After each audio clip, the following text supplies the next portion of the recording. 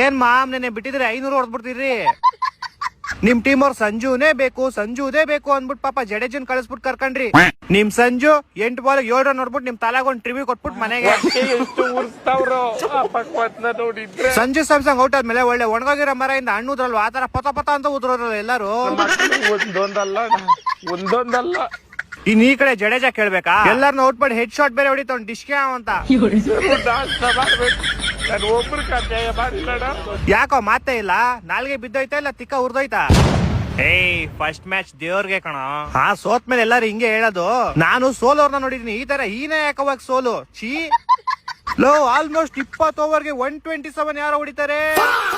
ನಮ್ ತಲಾ ಇದ್ದಿದ್ರೆ ಹಿಂಗೆಲ್ಲ ಸೋಲ್ತಾ ಇರ್ಲಿಲ್ಲ ಕಣಲಿ. ನಿಮ್ ತಲಾ ಇದ್ದಿದ್ರೆ ಇನ್ನೊಂದ್ ಹತ್ರ ನೆಕ್ಸ್ಟ್ ಹೊರ್ಬಿಟ್ಟು ಸೋಲ್ತಾ ಇದ್ರಿ ಅಷ್ಟೇ. ನಮ್ ಕಡೆ ಬ್ಯಾಟಿಂಗ್ ಇನ್ನು ಸೆಟ್ ಆಗಿಲ್ಲ ಕಣ, ಸೆಟ್ ಆಮೇಲೆ ಕೊಡ್ತೀವಿ ನೋಡು. ಓ ನಿಮ್ ಬಾಲಿಂಗು ಬಾರಿ ನೋಡ್ಬಿಟ್ಟು ಇನ್ ಬಾರಪ್ಪ. ಚಿಕ್ಕ ಹುಡುಗ ಸೂರ್ಯವಂಶಿ ನಿಮ್ ಗಾಕ್ ಅನ್ಸ್ಬಿಟ್ಟು ಹೋಗ್ಬಿಟ್ನಲ್ಲೋ. 15 ಬಾಲ್ 50 ರನ್ ಹೊಡೆದ್ ಬಿಸಾಕ್ಬಿಟ್ಟ ನಿಮ್ಗೆ. 52ನೇ ರನ್ ಔಟ್ ಮಾಡಿದೀವಿ. ಹಂಗೆ ಏನ್ ಕಿತ್ತಾಕೊಂಡ್ಬಿಟ್ರಿ, ಏನ್ ಮ್ಯಾಚ್ ಗೆದ್ಬಿಟ್ರಾ? 12 ಓವರ್ ಮುಗಿಸ್ಬಿಟ್ಟು ಹೋದ್ರು ಅವ್ರ ಮನೆಗೆ.